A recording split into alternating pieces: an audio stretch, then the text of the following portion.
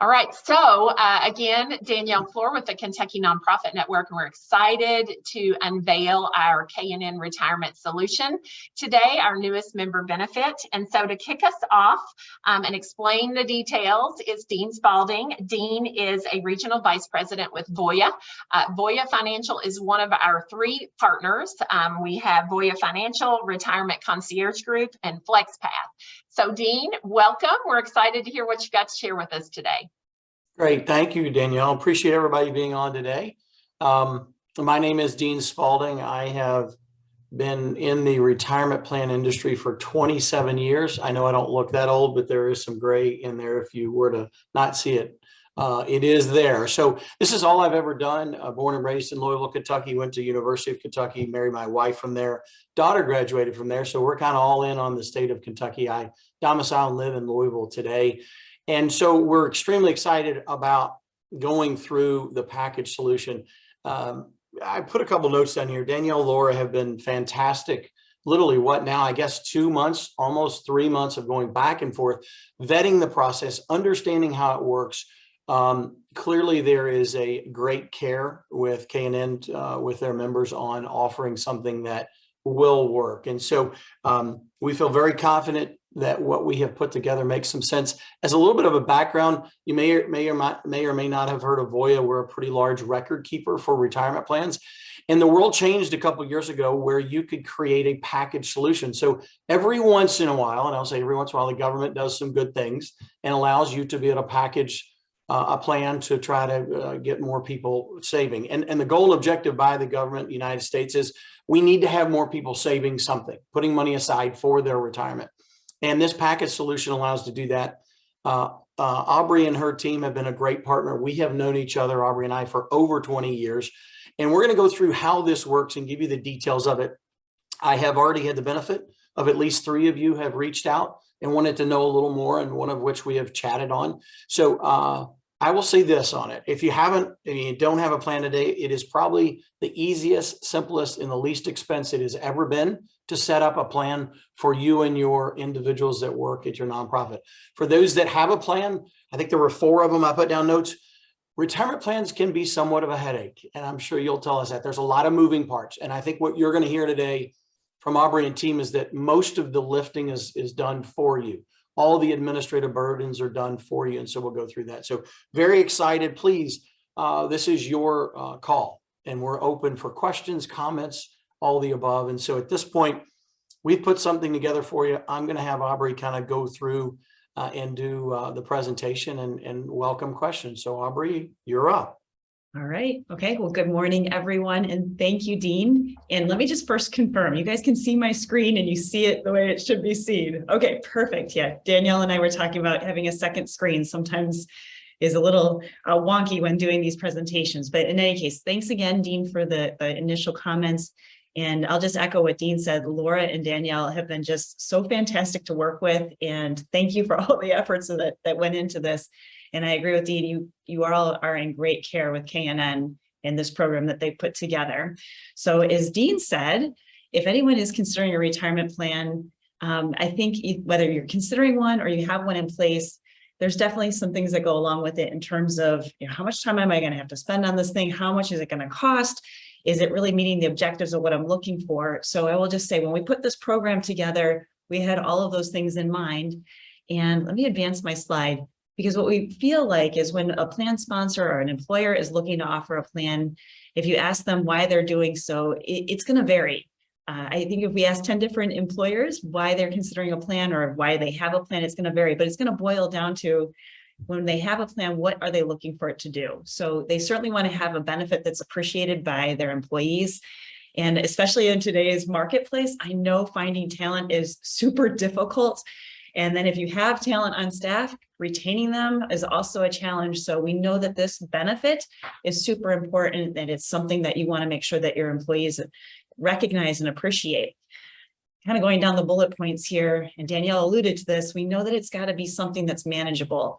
If you're saying, I have a small team, I don't have someone to dedicate tons of time to managing this program, we know that it has to be easy for you to manage. So definitely that is a factor in this program, and definitely something we've given a lot of thought to.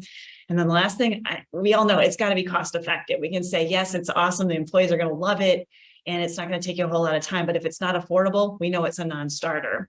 So I'll get into more specifics on this program in a second. Dean and I put a slide in here about simple IRA, comparing it to 401k. I believe some of you may have a simple IRA, or maybe have considered, I want to put a plan in. I don't know if I should do a simple IRA versus a 401k. And I realize you cannot probably read all the stuff that's up on this slide. Just know we have a flyer on this. And I think, without going too deep into the weeds on this stuff, if you're saying, kind of what are the key differences between the types of programs, I think what you'll find is simple IRAs are simple. 401k plans, not quite as simple as simple IRA, but you get a whole lot more flexibility. And I won't go into all the things that are listed on this chart, but just know you have a lot more flexibility around things like contribution limits. You can save a lot more in a 401k. You have a lot more discretion of what you can do from an employer contribution perspective. And then even things like when the plan has to run. With a simple IRA, those run on a calendar year, have to be in place 1/1, have to be in there for the year. 401k is a little bit different. So if you're all saying, I'm thinking about doing a plan, do I have to get this thing going January 1st?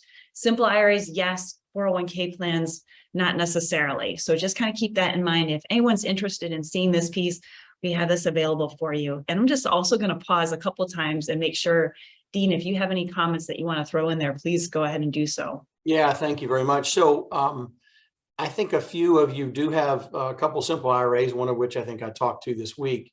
And it does make sense because it is simple and it could be less expensive. And this goes back to my initial comments. Some things changed in the government allowing for packaged retirement plans where you can group an entire group like KNN members all together to drive down the cost and the burden for record keeping. So for the first time, and as I mentioned, this 27 years of me doing this, this is the first time where really a 401k plan side by side with a simple can really be cost effective and make a difference. The only other thing I would say to it is this: is you're recruiting individuals to come over.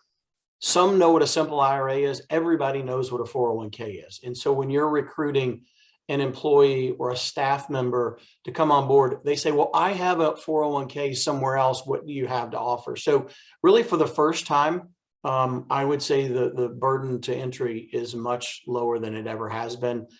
Please, if you want more info on just this particular chart that kind of shows you the comparables, we'll make sure this gets over to KNN and group so you can easily access it as well. Yeah. All right, let me go ahead and go to the next slide. So we've been talking about this solution. So if you're thinking of implementing a 401k plan, if you're saying, should I look for something out on my own, or what's really the reason I would consider doing something like this? And Dean's touched on some of this already, but let me bring up a couple slides here so you can start to get more familiar with what this is all about. So as Dean mentioned, it's a group program. So sponsored by KNN, it's something where all of us can join this program. It's all individual plans. So every plan sponsor or every member that would say, I want to start a 401k plan through this program, you have your own plan. And I say that because it's unique in that it's unique to you. If you're saying, I want to have certain plan provisions, every plan will be set up with their own plan provisions. So you can all decide what you want for eligibility, what you want for employer contributions, if you want to offer a Roth provision or not. All of that stuff is specific to your organization. So just know that that's an option inside the program. It's an individual plan, but you get the advantage of the group buying power. So even though many of these plans that may start in this program are startups, you're getting the pricing advantage of being priced like it's a $50 million arrangement with Voya. So definitely bringing down the cost. And then a couple other things that are included in the program is we took a look at, when you manage your own retirement program, what are the things that you have to do? And we looked at it and said, what are the things that we can help with? Are there some areas that we can package into the program to just alleviate some of that administrative burden? We did some of those things as well. So I have a couple more slides behind here that will get into some of the details. So let me go ahead and advance. And I've touched on this first one already, custom plan design. So again, anyone who uses this program, it's their own 401k plan, their own plan document, their own plan provisions, their own filing with the Department of Labor. So all of that is its own specific thing. Mentioned group buying power a couple times. So you're getting a sense that cost is driven down as a result of using this program. We'll have some specifics on that in a couple more slides, but I want to talk about the simplicity while we're here. So things that are, I think, nice about this program is it's a package. So if you said, I thought about this in the past, but it felt really daunting for me to go find out who I need in terms of service providers. And then if I figure out who I need, I have to go ahead and do the shopping process of an RFP of comparing different record keepers, different administrators, and so on. That's all done inside of this program where those pieces are already predetermined. In addition, it's meant to alleviate some of the administrative burden in terms of fiduciary responsibility. Definitely when you run a retirement plan, there is responsibility, but some of this is outsourced or included inside the program, specifically to the investment decisions. So if you're saying I'm offering a retirement plan to my employees, I know that I have to have a list of investment options for them to choose from. Again, a lot of responsibility goes into that, but that's included inside of the program where you're outsourcing to a party called Fiduciary Path or Flex Path. We'll use those terms interchangeably. But that is the group that's responsible for the investment selection initially. They're responsible to developing an investment policy statement, responsible to manage the investment menu according to the criteria laid out in that investment policy statement. And if investments don't meet those criteria over time, it's Fiduciary Path's responsibility to look at those options and say, this is not meeting criteria, we're going to replace that. So you as plan sponsors would certainly be in the loop on all of that. You would know when those changes are happening, but that's, again, done for you automatically. And if any participant in your plan ever took issue with, I don't like this investment mix, I'm unhappy with it, and I want to sue because of it, Fiduciary Path is the party that is responsible for that. So again, that's part of the program to mitigate fiduciary responsibility. In addition, so there's compliance work that has to be done. That's part of our role. RKG is a third-party administrator, so we will take care of the compliance aspect of things for you, but things that we added into this program, again, just to alleviate time that you're spending on it, are things like participant notices. When you have a 401k plan, there's various required government notices. We will take care of all of that. So in conjunction with Voya, Voya will send the vast majority of required notices, but anything that Voya is not sending that's required, RKG will do that for you. So just know that that's included. And then when you have a 401k plan, there is a filing requirement. It's called a Form 5500. So if any of you who have a plan now, you're familiar with this, you know that this is something that's done on an annual basis. Inside this program, we will prepare that for you. We'll sign it and we will file it on your behalf. So just know some of those things that you may have had to deal with in the past are done for you inside the program. I'll just say, if ever you are saying, can I get the details? Can you give me a more specific list of things if I'm having to manage a plan, or if I'm going to install a plan on my own and I'm comparing it to maybe looking at using this program through KNN, what's the difference? I'll just say that Danielle and Laura put together an amazing flyer. And I know that this is out on the website, but if anyone wants to get into the detail, and I won't go through all these bullet points here, but I'm just going to point out that if you look on the left-hand side, that's showing you that if you're doing this on your own, that's everything that you're doing and responsible for. If you look on the right-hand side, that's kind of the list. So what you're going to notice is that it's a shorter list of things that you have to do. And again, let me pause for a second and see if Dean wants to add anything. Very good. Thank you. This gets back to our comment before, why a simple versus a 401k plan. And as you can see, this, and it doesn't list it here, but simples don't have as many requirements. So on the left-hand side, if you run this on your own, and there were 4 individual groups here that said they had a plan today, you're doing many of those 15 tasks today. You won't have to do that. It's very minimized over here. So the group package solution, some of the things the government has created makes it easier for you to administer the plan, make it more simple, et cetera. And this just kind of lines that back up again. I didn't add this earlier, but I would say this. There are 13 states across the United States that states require you to have a retirement plan once you meet a certain number of eligible employees, meaning employees in your organization.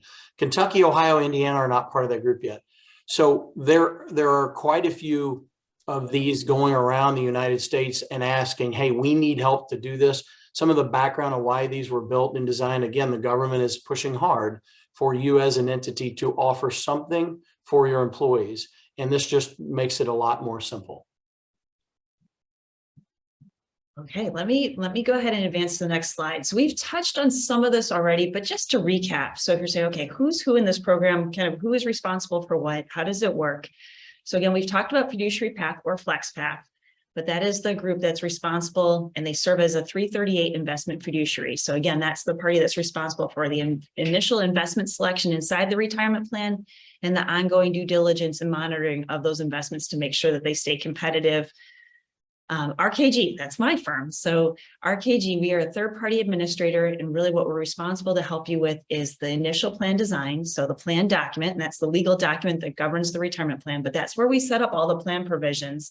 So we help you with that, and we would walk you through all of it, but just know that we would set it up for you in the beginning, kind of out of the gate, but then certainly as things change. So as your organizations change, if they grow, if you should merge with another entity, if your objectives for the plan change, if there's legislative changes, we'll help you with things in terms of plan design evolve just to make sure that things stay current. We also take care of the compliance work. So when you have a 401k plan, there's certain non-discrimination testing that has to happen with the plan. We will do that for you. And then I mentioned the Form 5500. On top of that, we threw in some of those administrative things that we talked about earlier. So those are kind of the normal routine tasks inside of what we're doing in the package solution. And then Voya, again, serves as the record keeper. So Voya is the interface that participants would see. So you as a plan sponsor, you would have access to all of the data in terms of, at the top level, how much is in plan assets, how many participants are in my plan, how do the investments look. You would be able to access all of that information through Voya. And then, of course, that's the interface for participants as well. And then I will just say, in terms of Voya, why Voya for this type of solution? Voya has a lot of experience in this marketplace with a lot of, you'll see some of the stats on the slide, but inside of these types of programs, group solutions, they have over 13,000 employers in these, over 410,000 employees, and $28 billion in assets. And Dean, I don't want to steal your thunder, but I do have a slide for you if you want to add any more detail on why Voya. Sure, go right ahead. So I would say this: Voya has embraced the participant experience, because your decision today, tomorrow, next year is, does my entity need to offer a retirement plan? Aubrey's done a really good job of all the things that you will have to do as an employer, and how much of that burden would be lifted off on the package solution.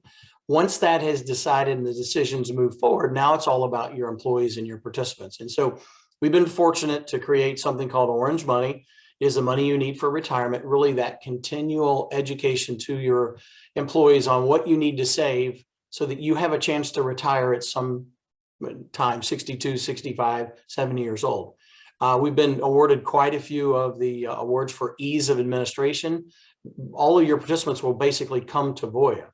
And as we talked about in the slide before, really you as a sponsor, your main thing once you decide to do a retirement plan is getting contributions into the vendor Voya. After that, all of the participant interaction is directly through Voya, through our call center, through our website, through our mobile app. We even have something called the Peloton approach. We kind of stole that, and during COVID, it was very difficult to get out and see people. No one wanted you to come to an office. So we created these learning modules where you literally can click on your mobile phone through a QR code, as simple as that, and go right on to determine what I need to save, listen to a 5 to 15 minute overall spiel, and then you can make a decision. And so we feel very confident that if you entrust this program, that we will be able to help your participant meet their goals and objectives. And I was just going to throw in a couple stats about our firm, RKG. And again, the full name of our company is Retirement Concierge Group. But what you're going to see on here is just plan types that we work with. So this program that we're talking about today is a 401k. We do have experience, and we do work with 403b, money purchase, traditional pension and cash balance plans. Mentioned core services already, but I'll just say in terms of our footprint, we're focused on the small end of the market. So we work with plans anywhere from a one-person group. Our largest client, we had 350 on the slide. That's really kind of the high end. Most of our clients are kind of in that 10, 20, 25, 50 range in terms of employee size. And then you can get a sense of industries that we work with. But certainly this is our specialty, is working with smaller plans. Dean mentioned how long he's been in the industry. I think I might have beat you slightly, Dean. I started in 1993. So I'm also in the industry pushing up on 30 years, which I can't believe that's happened, but here we are. So, In any case, probably a lot of you are saying, you've told us a whole lot about this stuff, but how much does this cost? And we want to kind of put this out here just so you can get a sense of, if I'm looking at this program or if I'm looking at others, how is this going to compare? So with this program, I threw up an example, and this is really an example for a 10-person plan with no assets. So this would be a brand new startup. They're starting up for the first time. And I will just say that the asset-based fees, this is the highest it's going to be. So what you're seeing on here is an annual billable. So this is a fee that would go to our firm as a third-party administrator. It's $1,200 base and then $24 per participant. And participant includes people who are eligible. So if you said I have 5 people who are eligible for the program, it would be 24 times 5 for the year. But in my example, and I did this so I wouldn't have to do math in front of you all, but you'll see that I have it laid out there so you can get a sense. So if we had 10 people, $24 per head, the annual fee is $1,440. And we do bill out on a quarterly basis. So if you're just saying how much per quarter, $1,440 divided by 4 is $360 per quarter. So that's the hard dollar fee. That's what you're looking to see. If you're saying, what is my organization going to have to pay out of our account, our bank account, that's what you're looking at, is that annual billable. So the remainder of the fees are done through an asset-based fee. So these are going to be deducted out of participant accounts. And the total is 1.74, but it pays all the parties that we just have talked through today. So if you're saying, what's the cost for a 10-person plan? This is it. In summary, $1,440 annually, hard dollar fee, and then the asset-based fee assessed to participant accounts is 1.74. If you have a plan in place now and there are assets in it, this 1.74 will likely be less if you have some money in the plan. If you're saying, how much would it be? Certainly we can get you a specific proposal and pricing for that. And let me just again pause and see if Dean, if you want to add anything else for this. No, Aubrey, it looks great. So the only other thing I would say, and you mentioned it at the end, is that if you have a plan today and you're considering making a change and looking, there is a pricing grid, and Danielle and team held us to this, so that as your plan grows, as you have assets, we benchmark this against not just where we think the market is, but competition out there, meaning what other vendors are doing, what the cost structure looks like. Startup plans, which we're kind of showing you here, well over 2.5% or more, plus somewhere in the range of $2,000 to $2,400 a year. So this is a pretty significant lower cost structure for a brand new plan. And with that said, what we would encourage you is, if you have the opportunity to give us some more information about your situation. Each one of these are customized, so the price would be different if you're all brand new startups, and this is what it's going to look like. Dean, we've had a question, so just want to be sure we reiterate. So the asset-based fee, the actual plan, the individuals in the plan pay that fee. The fee above that, the annual billable, that is the organization's cost, correct? That is absolutely correct. That is 100% correct. So the first part, I think the few I talked to had 2 or 3 employees, so you might be $1,200, $1,300 a year, and then the fees would be the 1.74 would be paid by the participant. So you are exactly correct. And then Dean, the other piece that I know is kind of going through folks' mind is additional cost as an employer is, should they choose to provide a match, for example, an incentive for their employees. And I don't know if you have a slide on that. Can you touch on that? Yeah, so the other part would be, is if you decide to match some contributions, what Aubrey's team can do is give you a good idea what that looks like. You'll provide us payroll. We'll know what salary is. We'll know what per hour is. We'll be able to calculate that for you based on some examples. So the only other cost would be if you decide to put some employer money in. You do not have to. This can be a salary deferral only, meaning you and your employees can defer as much as you want or as little as you want, $50 a paycheck if that's the minimum. So that would be the only additional cost. And all we'd ask for is census information on your payroll, and then we can give you a good idea what that might look like in an additional cost to your organization. And so, Dean, for an organization who's just starting and really has been fearful of the cost, especially with regard to a match and can we afford that, they could get started with no match and over time build up to include that. Absolutely. And most. We lost Dean.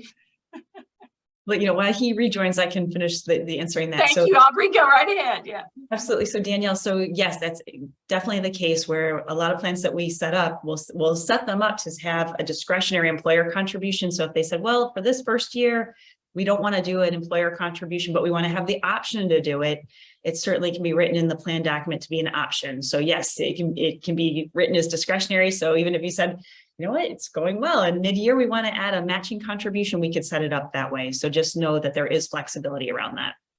Yeah, I think with a lot of financial uncertainty, that's, I think, been a challenge and a concern for folks. So it's great to know that flexibility is there. Great. Yeah. Were there any other questions before we move on? I think there's another question, but I think it may be more in Dean's.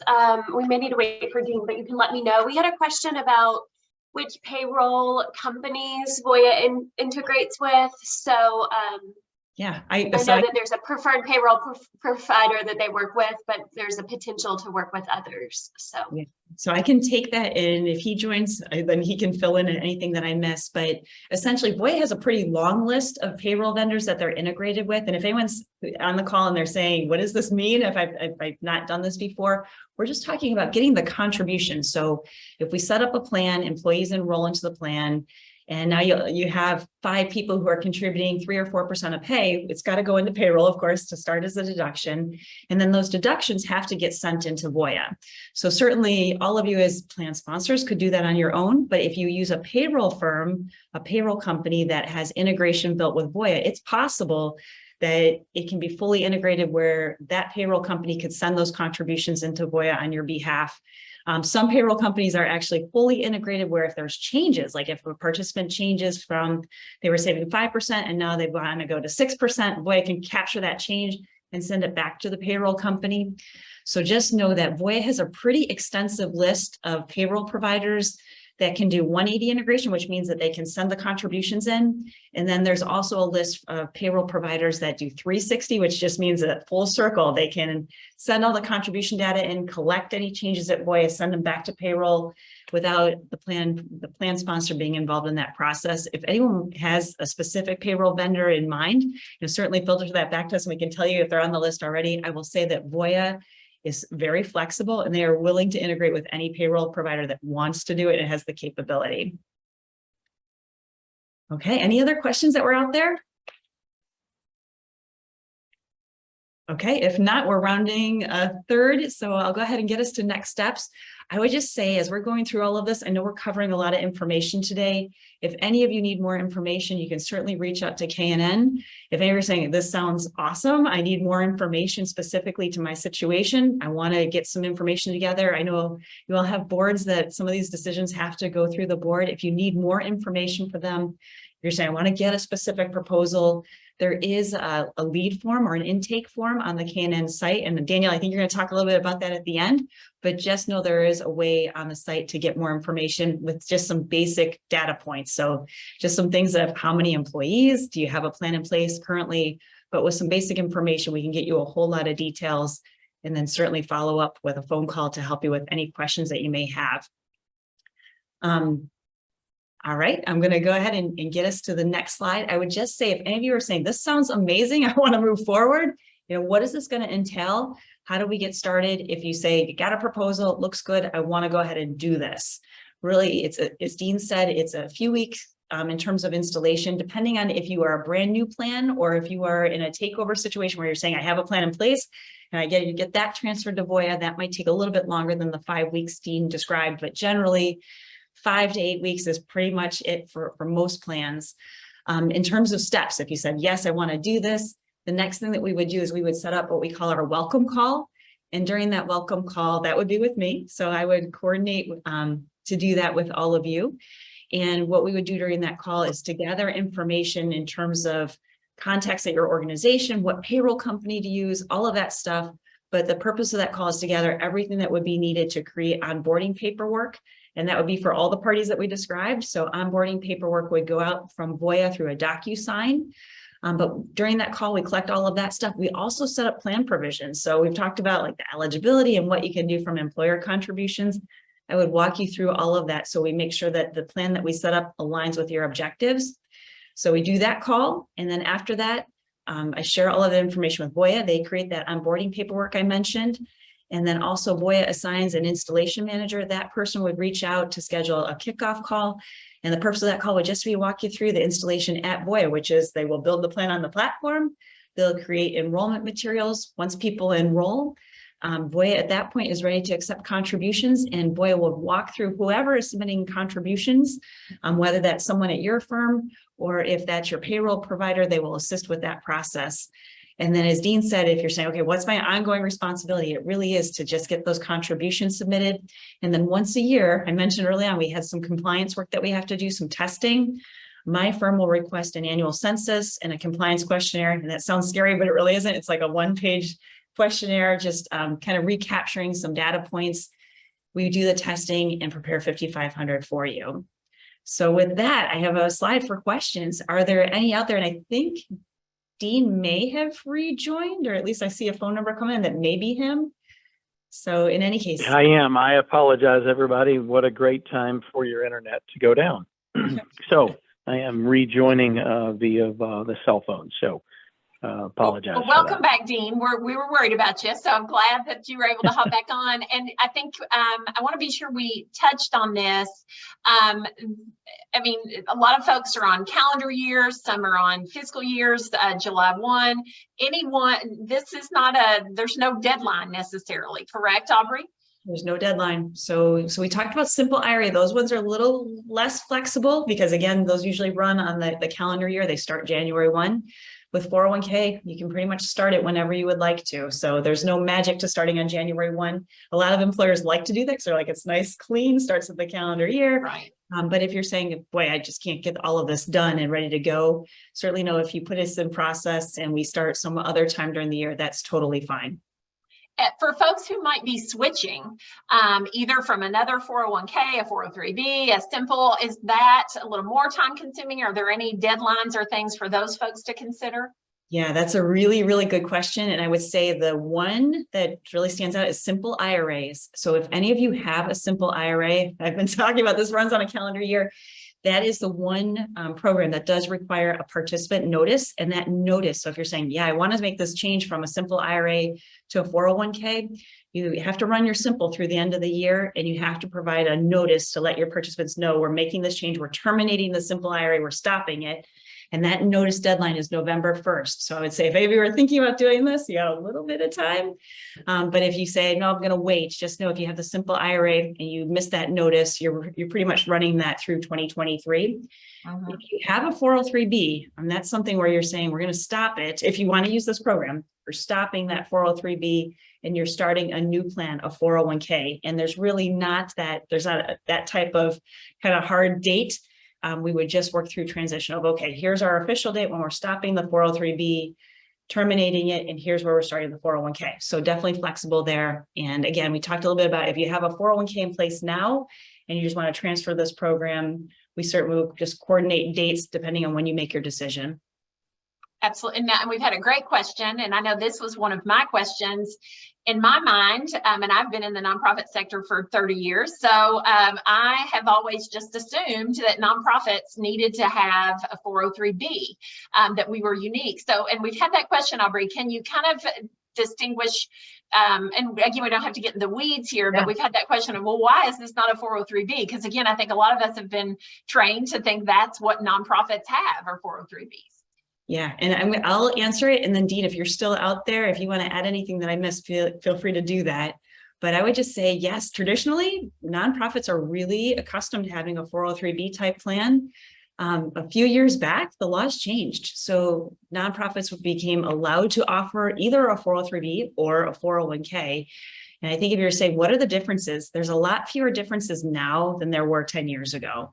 So some of the differences in the past, like 403Bs, I would say were a little looser. You know, sometimes you have 403B plans where there's multiple record keepers involved, where you might say, I have a plan in place, but we work with 5 different record keepers.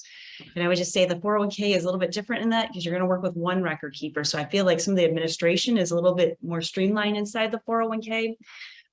In the past, you didn't have to have a plan document on 403Bs. That changed. So all of you are saying, yeah, we have a 403, we have a document. But just know that that was something that had been different in the past, but now is more similar. testing is just slightly different inside of a 403B compared to a 401k. I won't go into the weeds, but just know that that might be a little bit of a difference. Generally speaking, limits are all the same. So there's not a ton of difference. I think from a recognition standpoint, probably more people recognize what a 401k is compared to a 403B. I'm trying to think if I'm missing anything. Dean, do you have anything else that I didn't touch on?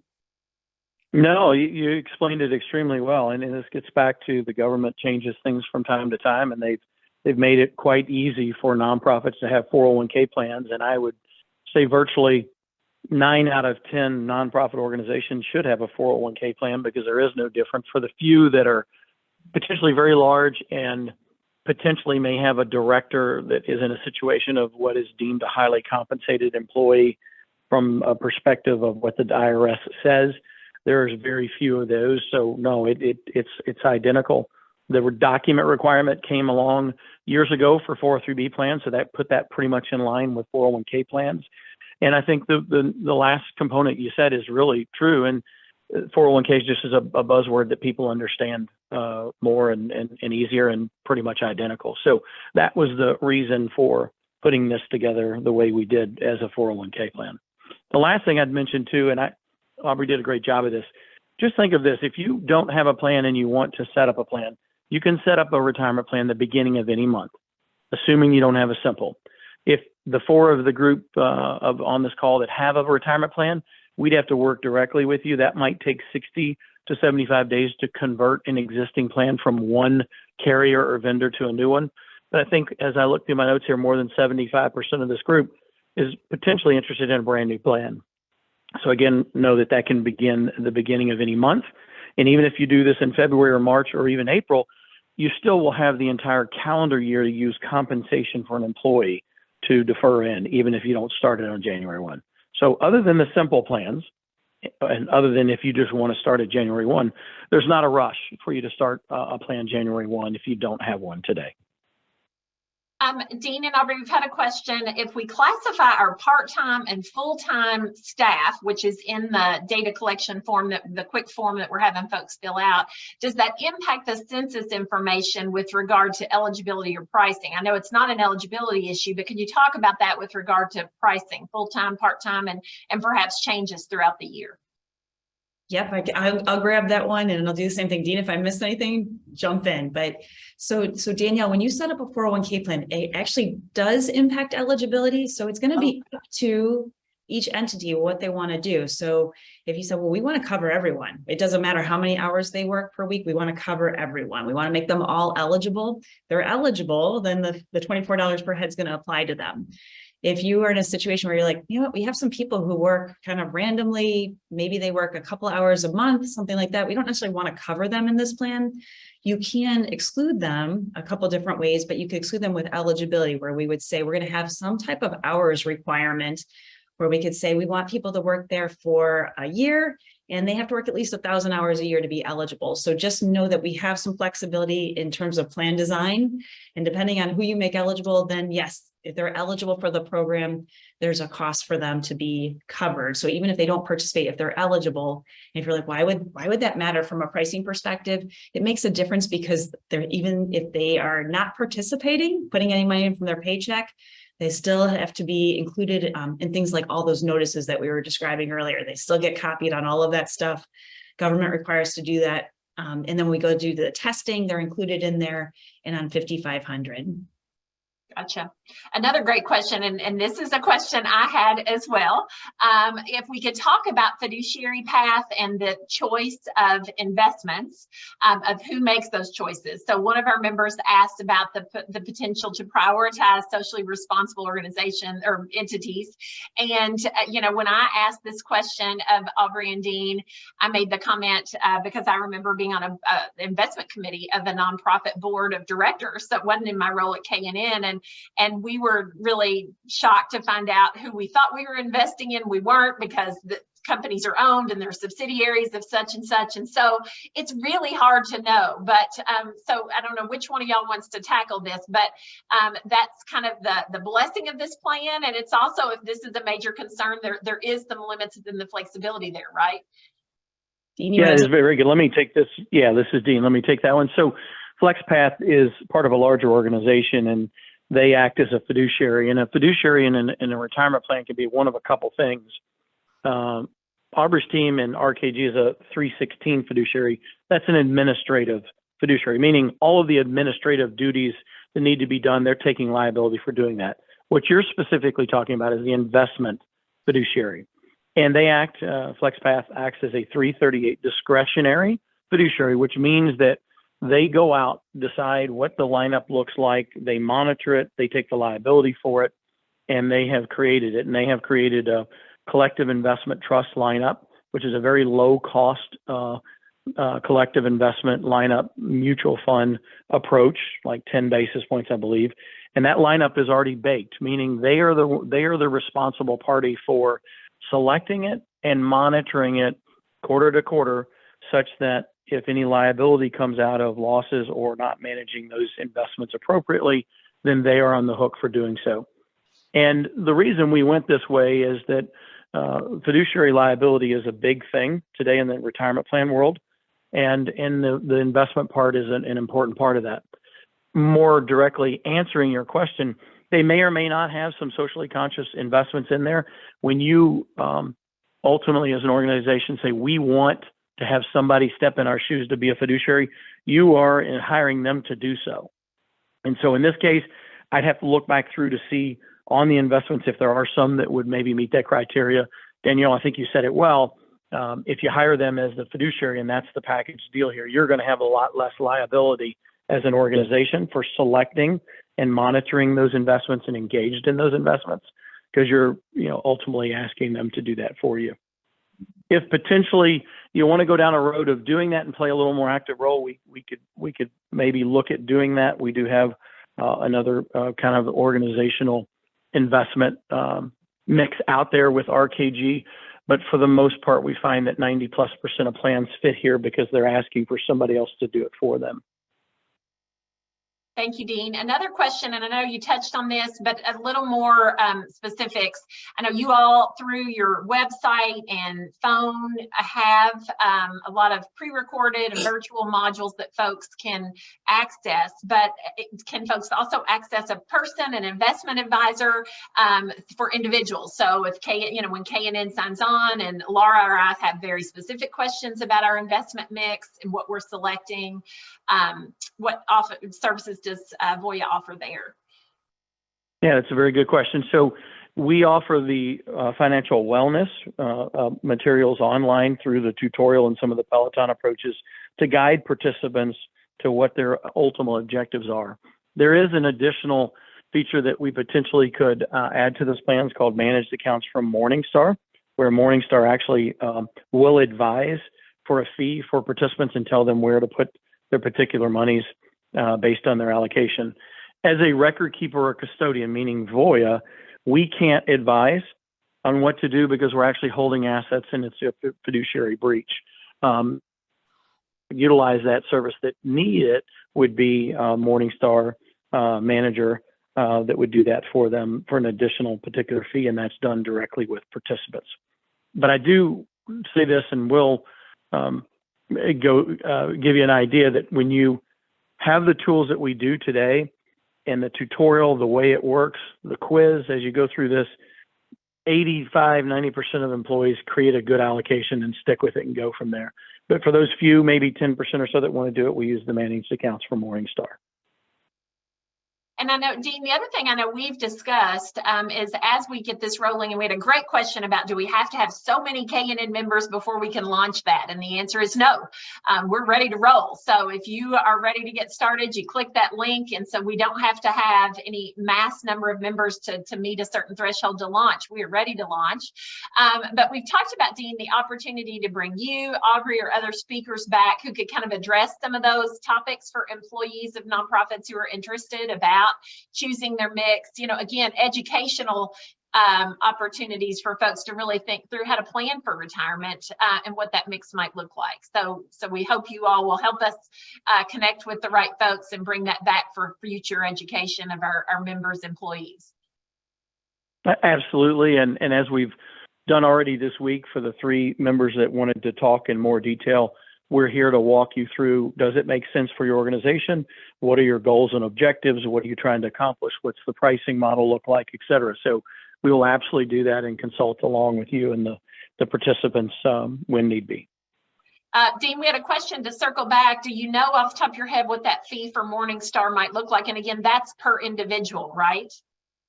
It is. It's per individual. It averages around 0.5%. It can vary based on size of plan, but 0.5%, which is 50 to 55 basis points individually for a participant to get advice. And it's very similar to FlexPath scenario. So they act as a fiduciary when they give advice. And so they take on the liability of communicating with the participant, giving them exactly where their money should be invested, quarterly rebalancing or changing as need be, and providing statements to do so. So roughly 0.5%. But Danielle, you said it well, it's only at the participant level. Again, our statistics show 85 to 90% will utilize our tools, utilize some of the tutorials that we have, and create their own investment mix. Many might even use what we consider target date investment options, which some of you probably know on this call are investments that are based on your age and your risk tolerance, and you go right in there and it's a mix between cash and bonds. And so 0.5% is roughly the number for a cost for an employee that wanted to have that service. Excellent. All right, Aubrey, you're going to close this out here, and then I've got a couple of slides from KNN's end that we'll share. Yeah, I just wanted to wrap up and say we really appreciate everyone joining today's call.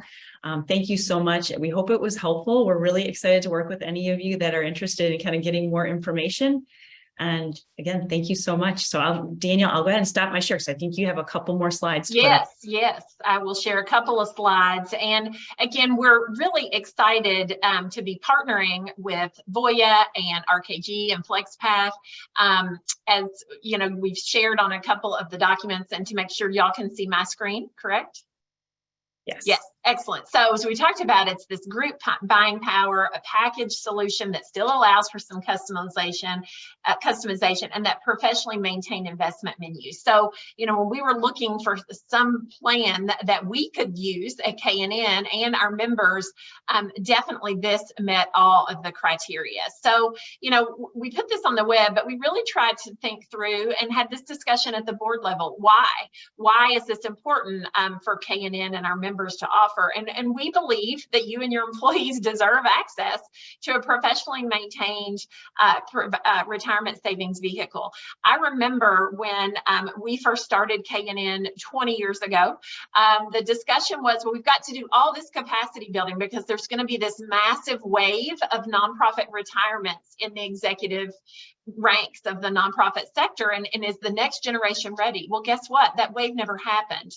And there are a lot of theories about why this didn't happen 20 or 15 years ago, but from what I hear anecdotally is most people couldn't afford it, could not afford to retire. And I think we as a sector want to be sure that we're really addressing that and helping be sure that we are giving folks that vehicle. And then as we've talked about, to recruit and retain employees, we have got to move into that employer of choice phase.